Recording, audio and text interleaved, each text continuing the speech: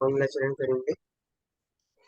नमो तारम नमो सिद्धारम नमो आयरियाणम नमो उवज्झायाणम नमो लोये सप्तसाम मंगलम भगवान वीरो मंगलम गौतमो गणि मंगलम कुंद कुंदार्यो जय धर्मोस्तु मंगलम सर्वमंगल मांगल्यम सर्वकल्याणकारकम प्रधानां सर्वधर्माणां जैनं जयतु शासनम् जैनं जयतु शासनम् जैनं जयतु शासनम्। चलिए, पिछली कक्षा में अपन ने श्री महावीराष्टक स्तोत्र जो ये पंडित भागचंद जी द्वारा लिखा हुआ है उस पर थोड़ी चर्चा करी। बहुत सुंदर स्तोत्र लिखा था। उससे कोई भी यदि प्रश्न हो तो पूछ सकते हैं। जिनमें वो वाला विषय छूट गया हो तो मैं आज रात तक लिंक डाल दूंगा, तो आप वो विषय सुन के फिर उससे प्रश्न यदि पूछ सकते हैं। आज हमें एक नया पाठ चालू करना है। बहुत ही मार्मिक और विशेष पाठ है, सम्यक दर्शन नाम का। तो आज इस पे चर्चा चालू करनी है। सबसे पहले मैं आपसे ही सुनना चाहूंगा कि सम्यक दर्शन से आप क्या समझते हैं। एक सामान्य सा प्रश्न कि सम्यक दर्शन क्या होता है।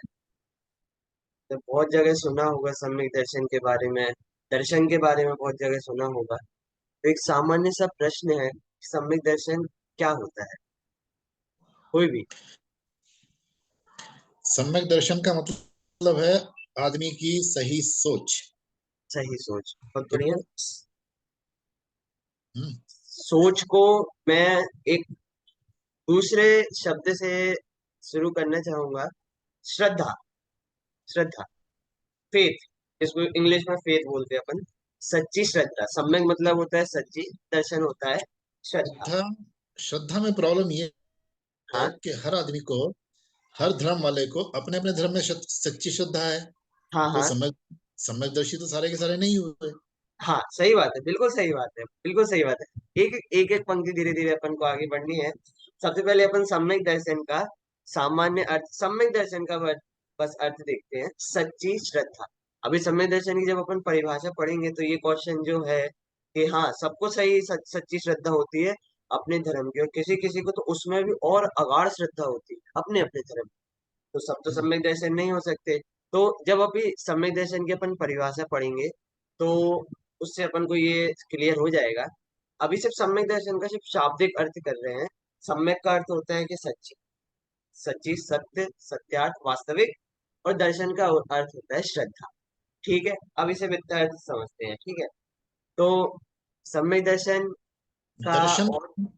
दर्शन का अर्थ श्रद्धा हो सकता है क्या? क्योंकि श्रद्धा तो हमें उस चीज पे है जो कि हमें पहले से पता हाँ जी। है ना। हाँ, और दर्शन का मतलब होता है कुछ कुछ नया हम सोच रहे हैं, वो दर्शन देखिए, है ना। दर्शन का श्रद्धा अर्थ, ज्ञान। श्रद्धा तो एक होता ही है, एक दर्शन का अर्थ देखना भी होता है।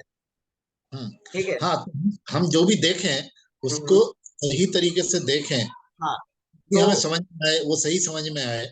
हाँ तो वो भी अपन अर्थ लगा सकते हैं। हम्म। लेकिन जब सम्यक दर्शन को अपन, श्रद्धा जो है ज्ञान का विषय है कि जो मुझे पहले से पता है उसके अंदर श्रद्धा होंगी। चलिए चलिए थोड़ा सा धीरे धीरे बढ़ते हैं। चलिए, कोई बात नहीं, कोई बात नहीं। चलिए, सबसे पहले तो एक, ये सम्यक दर्शन आपने तत्वार सूत्र का पहला सूत्र पढ़ा होगा। इसमें ऐसा आता है, सूत्र ऐसा है, सम्यक दर्शन ज्ञान चारित्राणी मोक्ष मार्ग। के सम्यक दर्शन, सम्यक ज्ञान, सम्यक चारित्र, इनकी एकता से ही मोक्ष मार्ग होता है, और इनकी एकता से, इनकी पूर्णता से मोक्ष की प्राप्ति होती है। तो सम्यक दर्शन, सम्यक ज्ञान और सम्यक चारित्र, ये तीनों बिंदु वहां पे अलग अलग है। तो सम्यक दर्शन का अर्थ वहां सच्ची श्रद्धा, सम्यक ज्ञान का अर्थ जो श्रद्धा में अपन किया उसी का सच्चा ज्ञान, और सम्यक चारित्र का मतलब उसी में सच्चा आचरण। इसमें से जो सबसे पहला वाला है सम्यक दर्शन, उस पे अपन धीरे धीरे अभी चर्चा आगे करेंगे। सबसे पहले सम्यक दर्शन की जो महत्वता है, जरूरीपन है सम्यक दर्शन का, उसको अपन एक बार समझ लेते हैं तो महिमा आएगी अपन को सम्यक दर्शन। एक छोटा सा विषय आया है श्री मोक्ष मार्ग प्रकाशक जी ग्रंथ में, छोटा सा, उस विषय को अपन शुरुआत में लेते हैं तो उससे थोड़ा सा और विषय क्लियर होगा।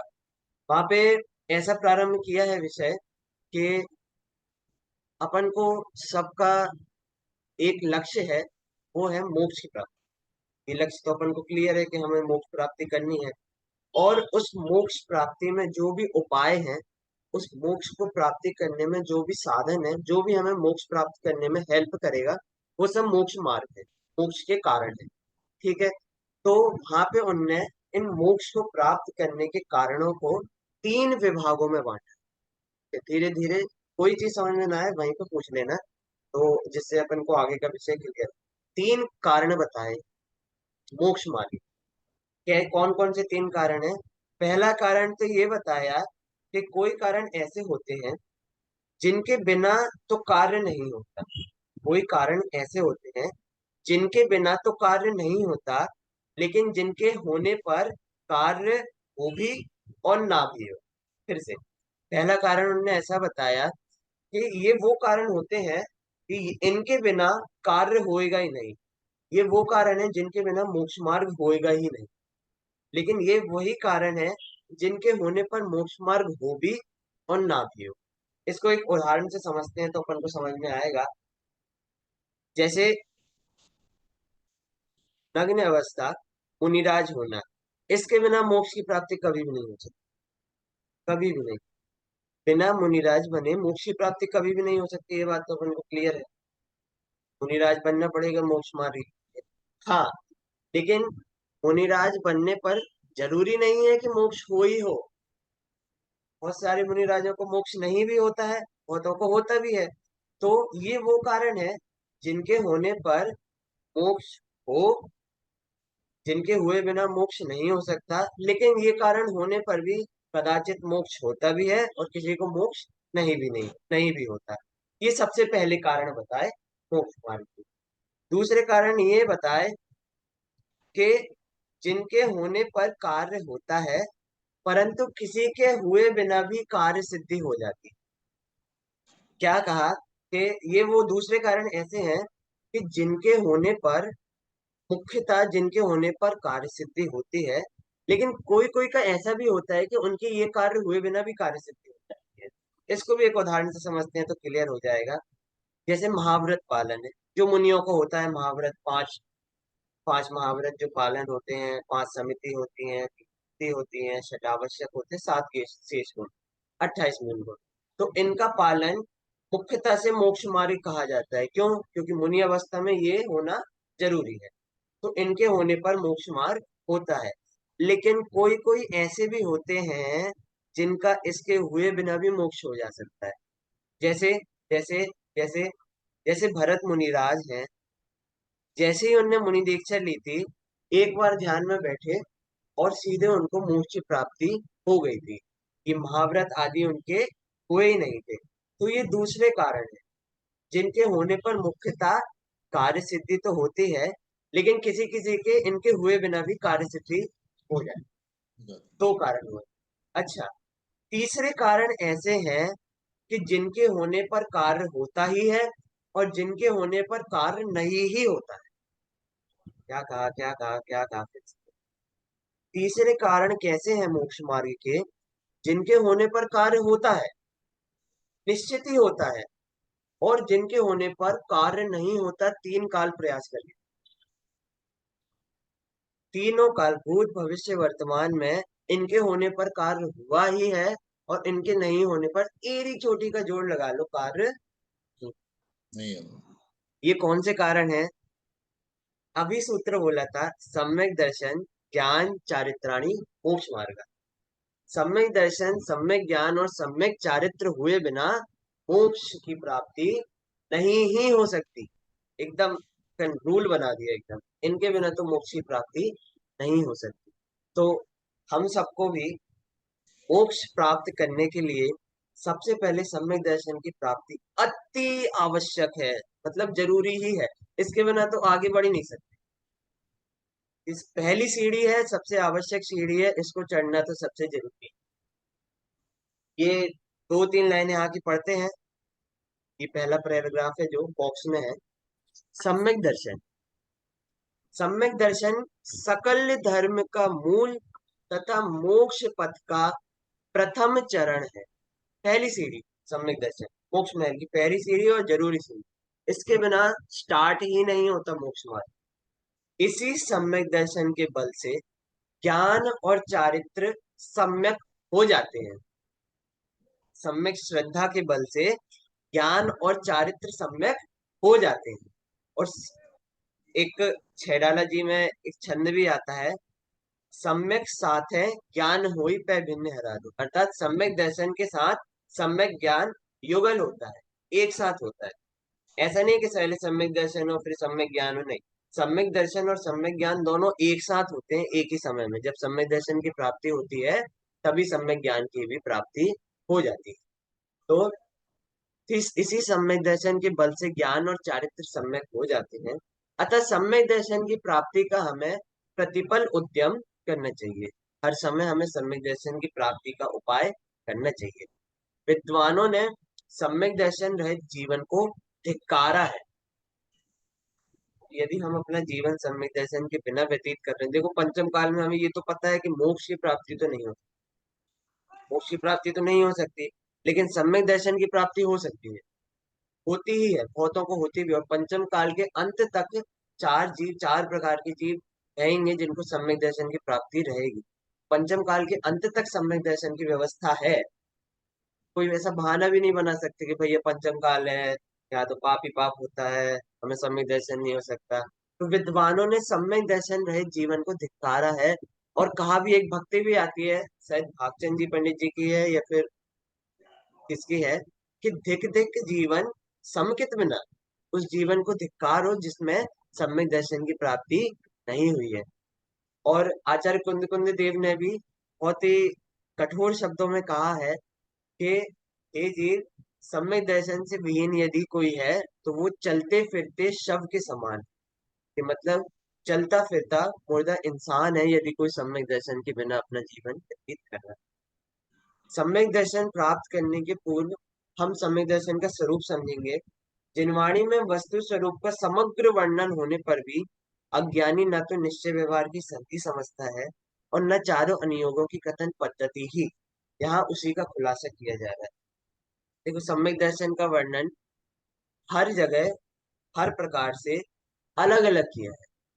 किसी ग्रंथ में देखेंगे कुछ और वर्णन किया है, किसी अनुयोग में देखेंगे कुछ और वर्णन किया है, किसी निश्चय से देखेंगे कुछ और वर्णन किया है, व्यवहार से देखेंगे कुछ और वर्णन किया है। अलग अलग जगह अलग अलग कथन पद्धति से वर्णन किया है, लेकिन उन सब कथनों का सार एक ही तरफ बढ़ता है और अज्ञानी जीव उसी को नहीं समझता। और जिनवाणी के अर्थ को जब भी अपन गलत समझते हैं तो उससे अपने मन में मूर्खता जगती है और विरोध जगता है। इसीलिए ये जो निश्चय व्यवहार की संधि है, चारों अनियोग की कहने का जो तरीका है, वो हमें समझना बहुत जरूरी है। इसलिए यहाँ पे सम्यक दर्शन की अपेक्षा से उस सारी बातों को समझाया गया। अब सम्यक दर्शन का वर्णन प्रत्येक अंग में अलग अलग तरीके से किया गया है। चार प्रकार के अनियोग होते हैं। जिनवाणी को कहने के चार अनियोग होते हैं। जैसे स्कूलों में विषय होते हैं अलग अलग, कि गणित का विषय है, इतिहास का विषय है, बहुत सारे अलग अलग विषय होते हैं। वैसे ही जिनागम में भी विषयों को चार जगह बांटा गया है।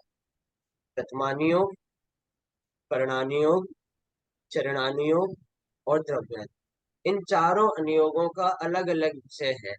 तो एक बार बताता हूँ मैं इनमें क्या क्या विषय आता है। सबसे पहला जो प्रथमानुयोग है, प्रथमानुयोग में विषय आता है जो हमारी कथा इत्यादि है, जो हमारा इतिहास है, वो सारा इतिहास प्रथमानुयोग में आता है। इसके बहुत सारे अनेक अनेक ग्रंथ हैं। पद्म पुराण जी है, महापुराण जी है और हरिवंश पुराण जी है। ये सब पुरानी कथाएं, जितनी भी पुरानी घटनाएं हैं, उनका चित्रण करने वाली ये ग्रंथ होते हैं। तो प्रथमानुयोग में समग्र इतिहास, पूरी कथा कहानी का विषय प्रथमानुयोग है। उसके बाद करणानियोग। करणानियोग में क्या विषय आता है कि करणानियोग में जितनी भी गणित, जितना भी तीन लोक का विस्तार, जितनी भी कर्म आदि की व्यवस्था है, वो सब करणानियोग के विषय में आती है। सामान्य से यदि हम समझें तो जैन गणित आती है करणानियोग, जैन गणित। ठीक है, प्रथमानियोग, करणानियोग। तीसरा है चरणानियोग। चरण शब्द से समझ में आता है, इसमें आचरण की चर्चा होती है। आचरण, किसके आचरण की चर्चा?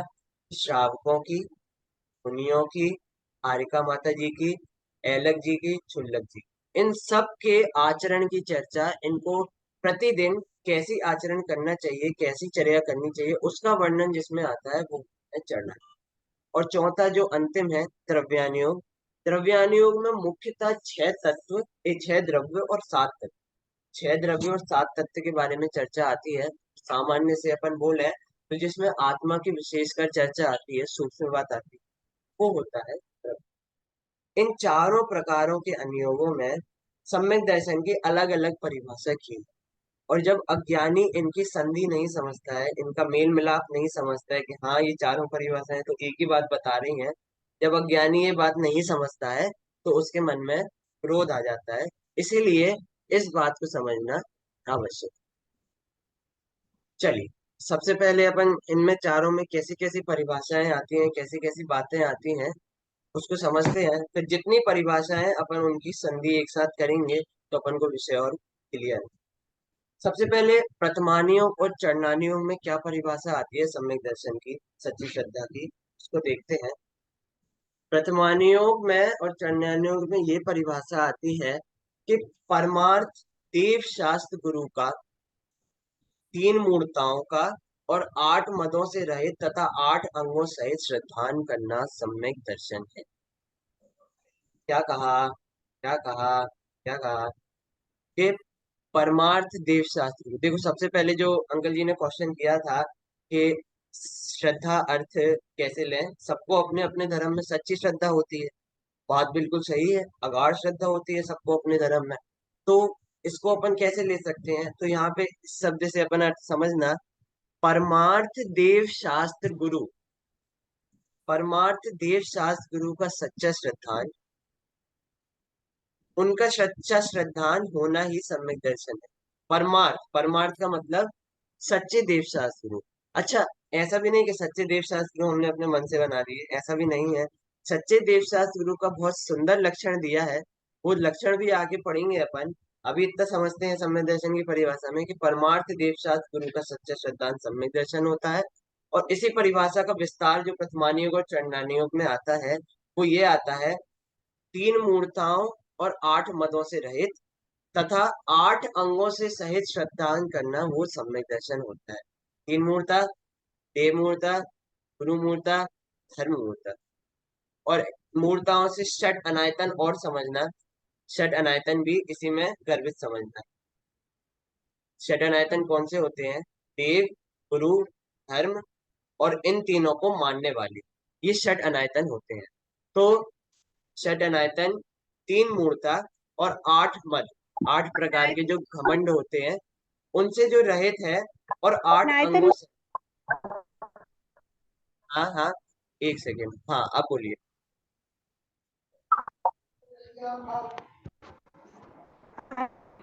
अच्छा, अनायतन, अनायतन क्या होता है? अनायतन मतलब विपरीत स्थान, जहाँ पे मार्ग से भटक सकते हैं, ऐसे स्थानों को अनायतन कहते हैं। तो देव, गुरु, विपरीत देव, विपरीत गुरु, विपरीत धर्म और बाकी तीन इनको मानने वाले, ये छहों अनायतन कहलाते हैं। मतलब बिगड़ने के स्थान कहलाते हैं, विपरीत स्थान कहलाते हैं। देव गुरु धर्म, विपरीत वाले, विपरीत देव गुरु धर्म, असत्य देव गुरु धर्म, और इन तीनों को मानने वाले, इन तीनों को प्रवर्ताने वाले, ये छह षट अनायतन कहलाते हैं, विपरीत स्थान कहलाते हैं, बिगड़ने के साधन समझ सकते हैं अपन। तो तीन मूर्ताओं से रहित, षट अनायतन से रहित और आठ मदों से रहित, आठ प्रकार के घमंड हम सब जानते हैं, जाति, कुल, ज्ञान, बल, रूप आदि, इन आठों मदों से रहित सम्यक दर्शन होता है। और आठ, आठ अंगों, निशंकित, निकांचित, निर्विचिकित्सा, अमूढ़ दृष्टि, कुहन, वात्सल्य, प्रभाव। ये जो 8 अंग है, इन 8 अंगों से सहित होता है सम्यक दर्शन। आप ये 3 मूर्ता, षट अनायतन और 8 मदों के बारे में और 8 अंगों के बारे में छैडाला में या तो पढ़े होंगे, और नहीं पढ़े होंगे तो पढ़ सकते हैं विशेष वर्णन। कि अभी अपना ये विषय नहीं है तो एकदम इसको ज्यादा खोलेंगे तो क्लास का टाइम भी खत्म हो जाएगा। लेकिन इनके बारे में यदि विशेष पढ़ना हो तो छह डाला जी में तीसरी ढाल में 3-4 सूत्रों में बहुत अच्छा वर्णन किया है इसमें, इनका तो पढ़ सकते। चलिए, परमार्थ देव शास्त्र गुरु का सच्चा श्रद्धांत वो होता है सम्यक दर्शन। तो इसमें जो परमार्थ देवशास्त्र गुरु है, उनका लक्षण अपन को स्पष्ट होना चाहिए। उनका लक्षण स्पष्ट नहीं होगा तो उसमें विपरीतता आ सकती है। परमार्थ देव कौन होते हैं? जो वीतरागी, सर्वज्ञ और हितोपदेशी होते हैं, वो परमार्थ देव होते हैं। इनकी परिभाषा अपन बचपन में पढ़े होंगे, बाल बोध इत्यादि में ऐसी परिभाषा आती है। वीतरागी, सर्वज्ञ और हितोपदेशी वही सच्चे देव कहलाते हैं। तो परमार्थ देव तो कौन होते हैं? जो वीतरागी, सर्वज्ञ और हितोपदेशी होते हैं। अच्छा, परमार्थ शास्त्र कौन से होते हैं? कि जो ये वीतरागी, सर्वज्ञ और हितोपदेशी देव हैं, उनकी दिव्य ध्वनि से जो बात आई है, जो गणधर आचार्यों ने गूंथी है, और जो आचार्यों की परंपरा से, विद्वानों की परंपरा से हम तक पहुंची है, वो परमार्थ शास्त्र है, वो सच्ची वाणी है। ठीक है। सच्चे देव कौन हुए? वीतरागी, सर्वज्ञ, हितोपदेशी, परमार्थ देव। परमार्थ शास्त्र कौन हुए? कि जो वीतरागी, सर्वज्ञ, हितोपदेशी देव है, उनके द्वारा कही हुई वाणी परमार्थ शास्त्र हुई। और विषयों की आशा से रहित, निर्ग्रंथ, निष्परिग्रही एवं ज्ञान, ध्यान और तप में लीन साधु गुरु कहलाते। ये परमार्थ गुरु की बात है। कैसे? कि विषयों की आशा, पंच इंद्रिय के विषयों से दूर, निष्परिग्रही और निरंतर ज्ञान, ध्यान और तप में तल्लीन रहते हैं। ऐसे जो गुरु होते हैं, ऐसे जो साधु होते हैं, वो परमार्थ गुरु। तो ये जो परमार्थ देव शास्त्र गुरु, इनकी जो बात कही, इन परमार्थ देव शास्त्र गुरु की श्रद्धा करने से सम्यक दर्शन होता है। ऐसा कौन सा नियोग कहता है? ऐसा प्रथमानियोग और चरणानियोग कहता है। ठीक है।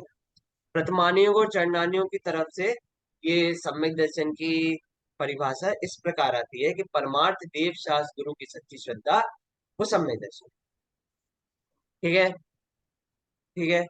तो ये पहली परिभाषा अपन ने देखी कि परमार्थ देव शास्त्र गुरु से की सच्ची श्रद्धा करना वो सम्यक दर्शन। ठीक है, इसमें कोई दिक्कत नहीं है। सच्चे देव शास्त्र गुरु की श्रद्धा तो आवश्यक ही है अपन को मोक्ष मार्ग में आगे बढ़ने की। ठीक है। अब देखो आगे वाले पैरा में क्या कहते हैं कि हमारा प्रयोजन मोक्ष है, हमारा प्रयोजन मोक्ष है, उसकी प्राप्ति इन्हीं देव शास्त्र गुरु के आश्रय से, इनके निमित्त से हो सकती है। सच्चे देव शास्त्र गुरु की के निमित्त से हमें मोक्ष की प्राप्ति हो सकती है, अतः इनकी दृढ़ प्रतीति करना सम्यक दर्शन है। ये परिभाषा पद्मानियों और चरणानियों की तरफ से अपन को मिल गई। भय, आशा, स्नेह या लोभ के वशीभूत होकर कभी भी कुदेव, कुशास्त्र और कुगुरुओं की प्रतीति नहीं करनी चाहिए। ये हमें सीख मिल गई कि कभी भी कोई भी परिस्थिति आए, चाहे भय हो, आशा हो, स्नेह हो या लोभ हो, यदि कोई आके डरा दे कि भैया आप इनकी भक्ति नहीं करोगे तो आपके साथ ऐसा ऐसा हो जाएगा, कोई आके आपसे ये बोल दे कि इनकी भक्ति करो, बहुत धन मिलता है, बहुत पैसा मिलता है, देखो हम अमीर हो गए। आशा, कोई आपको स्नेह बस बोले, कोई रिश्तेदार ऐसा मिल गया कि भैया भैया, अरे सब भगवान एक से होते हैं तो चलो इस मंदिर, कोई ऐसा करे स्नेह से बोले, या फिर कोई लोभ के वशीभूत होए कि भैया इनका मैं दर्शन करूंगा तो हमें बहुत पैसा मिल जाएगा। इन सब के वशीभूत होकर हमें कभी भी खुदेव, कुशास्त्र और कुगुरुओं की प्रतीति नहीं करनी चाहिए, नहीं करनी चाहिए। ये अपन को एक इस परिभाषा से सीख भी मिली। तो ये हो गई एक परिभाषा। चलिए, अब आगे दूसरी परिभाषा द्रव्यानियों की तरफ से बता रहे हैं। द्रव्यानियों की तरफ से क्या परिभाषा है ये देखिए। द्रव्यानियों की तरफ से भी बहुत सी भिन्न भिन्न परिभाषाएं मिलती हैं। ये जो अपन ने अभी परिभाषा पढ़ी थी प्रथमानियोग और चरणानियोग में, इसका एक सोर्स बता देता हूँ। मतलब ये परिभाषा अपन कहाँ देख सकते हैं? एक चरणानियोग का ग्रंथ है जो आप सबने बहुतों ने सुना होगा, किसी किसी ने पढ़ा होगा, श्री रत्नकरण श्रावकाचार्य जी। श्री रत्नकरण श्रावकाचार्य जी। ये आचार्य समंतभद्र देव का ग्रंथ है, बहुत सुंदर ग्रंथ है, चरणानी योग का अपन पढ़ने लायक ग्रंथ है, सबको पढ़ना चाहिए। इस ग्रंथ के चौथे छंद में, देखो यहाँ पे है लिखा, चौथे छंद में ये रत्नकरण श्रावकाचार्य जी के श्लोक नंबर 4 में ये वाली परिभाषा आई है, श्रद्धानम परमार्थानाम आप्त आगम तपोव्रताम। मतलब परमार्थ, आप्त, आगम और तपोव्रत, मतलब परमार्थ देव शास्त्र गुरु का श्रद्धान करना, और त्रिमूढ़ा पूर्णम अष्टांग सम्यक दर्शन मश्मयम। त्रिमूढ़ा मतलब 3 प्रकार की मूर्ता से, और 3 प्रकार की मूर्ता से रहित, और 8 प्रकार के अंगों सहित सम्यक दर्शन होता है। तो ये परिभाषा जो अपन ने अभी पढ़ी, ये एक चरणान्यों के ग्रंथ से ही उठाई है। तो ये ऐसी परिभाषा प्रथमान्योग चरणान्योग में आती है। अब द्रव्यानुयोग में कैसी परिभाषा आती है? द्रव्यानुयोग में मुख्यतया 7 तत्वों की सच्ची श्रद्धा, 7 तत्वों की सच्ची श्रद्धा। अभी द्रव्यानुयोग का विषय देखा था, तो क्या विषय आता है द्रव्यानुयोग में? 6 द्रव्य 7 तत्व के बारे में ही विशेष कथन द्रव्यानुयोग में आता है। 6 द्रव्य 7 तत्व, और 7 तत्व का ही विस्तार करो तो 9 पदार्थों की चर्चा। तो द्रव्यानुयोग में सम्यक दर्शन की कैसी परिभाषा आती है? सबसे पहले एक तत्वार सूत्र जी की परिभाषा देखते हैं। यहाँ तत्वार सूत्र के सबसे पहले चंद में सम्यक दर्शन ज्ञान चारित्राणी मोक्ष मार्ग ऐसा कहा है कि सम्यक दर्शन, सम्यक ज्ञान, सम्यक चारित्र, इन तीनों पूर्वक मोक्ष मार्ग होता है। इन तीनों की एकता से मोक्ष मार्ग होता है। उसके अगले ही सूत्र में ऐसा कहा कि अगले के अगले सूत्र में कि सम्यक दर्शन क्या होता है? कि तत्वार्थ श्रद्धानम सम्यक दर्शनम, मतलब 7 प्रकार के प्रयोजनभूत तत्वों की सच्ची श्रद्धा करना, वो सम्यक दर्शन होता है। ठीक है, ये अपन ने वहां पे द्रव्यानियों के ग्रंथों में ऐसी परिभाषा आती है कि जो 7 तत्व हैं उनका सच्चा श्रद्धान, वो ही सम्यक दर्शन है। पहले अपन ने क्या परिभाषा देखी थी कि सच्चे देवशास्त्र गुरु का सच्चा श्रद्धान सम्यक दर्शन है। ये दूसरी प्रकार की परिभाषा द्रव्यानियों में किस प्रकार की ली है कि 7 तत्वों का सच्चा श्रद्धान वही सम्यक दर्शन है। 7 तत्व कौन कौन से होते हैं? जीव, अजीव, आश्रव, बंध, संवर, निद्रा और मोक्ष। इन 7 तत्वों का, और इसमें अपन पुण्य और पाप को भी जोड़ सकते हैं, तो 9 पदार्थ बन जाते हैं। इन 9 पदार्थों का, 7 तत्वों का सच्चा श्रद्धान वही सम्यक दर्शन है। ये सम्यक दर्शन की परिभाषा द्रव्यानी योग में आती है। अच्छा, द्रव्यानी योग में सम्यक दर्शन की और परिभाषाएं आती हैं अलग अलग जगह, मिलती जुलती परिभाषा है, अर्थ भी समान निकल के आता है, संधि बैठ जाती है, लेकिन लोग विपरीत अर्थ कर लेते हैं अपनी समझ के कारण, सच्चा ज्ञान नहीं होने के कारण। तो एक परिभाषा तो ये हो गई।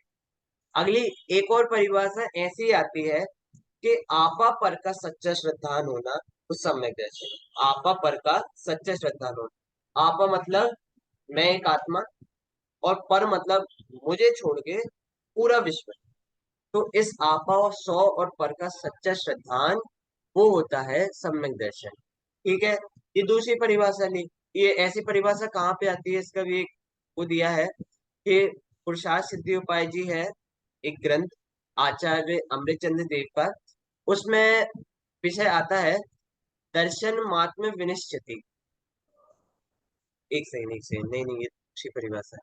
एक सेकंड, हाँ हाँ, चलिए चलिए, एक और परिभाषा थी, 2 परिभाषा देखी अपन ने द्रव्यानियों की। एक एक तो ये देखी कि 7 तत्वों का सच्चा श्रद्धान सम्यक दर्शन होता है। दूसरी परिभाषा ये देखी 100 पर का सच्चा श्रद्धान वो सम्यक दर्शन होता है। एक और परिभाषा आती है जो इस 100 पर के सच्चे श्रद्धान को और विशेष करती है। वो परिभाषा ये होती है कि आत्म द्रव्य की प्रतीति को सम्यक दर्शन कहा है। आत्म तत्द्रव्य, आत्मा की प्रतीति को सम्यक दर्शन कहा है। आत्म प्रतीति ही सम्यक दर्शन है। और इसी परिभाषा को पुरुषार्थ सिद्धि उपाय में लिया है कि दर्शन मात्म विनिश्चिति, कि आत्मा का निश्चय ही सम्यक दर्शन है। ऐसी परिभाषा अध्यात्म ग्रंथों में आती है। तो 3 परिभाषा ली। पहली परिभाषा क्या ली? 7 तत्वों का सच्चा श्रद्धान सम्यक दर्शन है द्रव्यान योग में। द्रव्यान योग में ही दूसरी परिभाषा क्या ली? आपा पर का 100 पर का सच्चा श्रद्धान सम्यक दर्शन है। और द्रव्यानी योग में ही तीसरी परिभाषा क्या ली कि आत्म द्रव्य की सच्ची प्रतीति, आत्म द्रव्य का सच्चा निश्चय, वो सम्यक दर्शन। 3 परिभाषा द्रव्यानी योग। एक परिभाषा अपन ने चरणानी योग और प्रथमानी योग से समझी। तो इस प्रकार चार परिभाषाएं हो गई हैं। अब इन परिभाषाओं द्रव्यानियों की तीन परिभाषाओं में ही अपन संधि बिठाने का प्रयास करते हैं कि जैसे अपन ने सात तत्वों का सच्चा श्रद्धान ये सम्यक दर्शन है, ये परिभाषा अपन ने समझी। तो अपन यहाँ पे ऐसा समझे कि जो अगली परिभाषा है आपा पर का सच्चा श्रद्धान, और उसके अगली परिभाषा है कि आत्म तत्व का श्रद्धा सृजन। तो आगे की दो परिभाषाएं तो एकदम समान सी हैं। यदि हमें आत्म तत्व का सच्चा श्रद्धान होगा तो पर से भिन्नता तो स्वयं ही भाषित हो जाएगी। जब हमें पता चलेगा कि हाँ, मेरा ज्ञान दर्शन विश्व से भिन्न है, तो अपन को ये तो समझ में आ ही जाएगा कि विश्व से अपन भिन्न है। तो आत्म तत्व का सच्चा श्रद्धान और आपा पर का श्रद्धान, ये लगभग समान सी परिभाषा है। ठीक है। और इसी में जो सात तत्व का सात तत्व का सच्चा श्रद्धान ये परिभाषा ली है, इसकी भी संधि कैसे बिठाएं कि जीव अजीव आश्रव बंध संवर निद्रा मोक्ष। इसमें भी जीव अजीव की भिन्नता, इसको मुख्य लेके इस परिभाषा को अपन बाकी परिभाषा की संधि में बिठा सकते हैं कि जब जीव अजीव से भिन्न जानेगा तभी आश्रय बंध का नाश होगा, तभी संवर निजरा मोक्ष की प्राप्ति होगी। तो ये तीनों परिभाषाओं की संधि इस प्रकार अपन बिठा सकते हैं। अब तीन अनुयोग हो गए, प्रथमानुयोग, चरणानुयोग और द्रव्यानुयोग। अब चौथा अनुयोग कौन सा है? कर्णानुयोग। कर्णानुयोग में कैसी परिभाषा आती है? कर्णानुयोग में कर्म की तरफ से सम्यक दर्शन की परिभाषा आती है। वहां पे ऐसा कहते हैं कि सात प्रकृति हैं, सात प्रकार की प्रकृति हैं, सात कर्म प्रकृतियों का उपशम छह छह उपशम हो तभी सम्यक दर्शन हो सकता है। सबसे पहले सात प्रकृतियों का नाम देख लेते हैं। अनंतानुबंधी क्रोध, मान, माया और लोभ, ये चार प्रकृति। अनंतानुबंधी क्रोध, अनंतानुबंधी मान, अनंतानुबंधी माया और अनंतानुबंधी लोभ, ये चार प्रकृति। और मिथ्यात्व, सम्यक मिथ्यात्व और सम्यक प्रकृति, ये सातों मोह कर्म की प्रकृति हैं, ये सातों। तो इन सातों प्रकृतियों के उपशम, क्षय और क्षयोपशम होने से ही सम्यक दर्शन की प्राप्ति होती है। एक बार उपशम क्षय क्षय उपशम का अर्थ समझ लेते हैं, यदि किसी ने नहीं पढ़ा हो तो समझ ले। उपशम होता है दबना। उपशम का सामान्य अर्थ होता है दबना। जैसे कोई गंदा पानी हो, अपन ने गंदे पानी में फिटकरी डाल दी। फिटकरी आप जानते होंगे, एलम बोलते हैं उसको, फिटकरी को। फिटकरी अपन ने गंदे पानी में डाल दी, तो जितनी पानी की गंदगी है वो नीचे बैठ जाती है। ऐसे जैसे कोई बर्तन है, पूरा गंदा पानी उसमें भरा है, उसमें अपन ने फिटकरी डाल दी, तो जितनी गंदगी है वो नीचे आके तल पे बैठ जाती है और ऊपर ऊपर स्वच्छ पानी होता है। तो उसी प्रकार उपशम की दशा होती है। उपशम में क्या होता है, ये जो मिथ्यात्व आदि सात प्रकृतियां हैं, मिथ्यात्व, सम्यक प्रकृति और अनंतानुबंधी चतुष्ट, अनंतानुबंधी क्रोध मान माया लोभ, ये सातों प्रकृतियां दब जाती हैं। मतलब इनका उदय नहीं आता है उस समय। तो उस समय जो निर्मल दशा होती है आत्मा की, जब ये सातों प्रकृति दब जाती हैं, उस दशा को सम्यक दर्शन कहते हैं। ये उपशम की दशा होती है। ठीक है। क्षयोपशम में क्या होता है? क्षयोपशम में कुछ प्रकृतियों का तो क्षम रहता है और कुछ प्रकृतियों का क्षय हो जाता है और कुछ प्रकृतियों का उदय होता है। अब इसको कैसे समझे? देखिए, इसको शॉर्ट में समझते हैं, थोड़ा आसान। यदि जरूरत पड़ेगी तो फिर अपन नेक्स्ट क्लास में विशेष भी समझेंगे, अभी थोड़ा समय अपने पास कम है। क्षोभशम को कैसे समझ सकते हैं? देखिए, दो प्रकार की कर्म प्रकृति होती है। ठीक है। कर्म प्रकृति दो प्रकार की, एक होती है सर्वघाती कर्म और एक होती है देशघाती कर्म। ठीक है, धीरे धीरे। सर्वघाती कर्म प्रकृति और देशघाती कर्म। सर्वघाती कर्म प्रकृति कैसी कर्म प्रकृति होती है?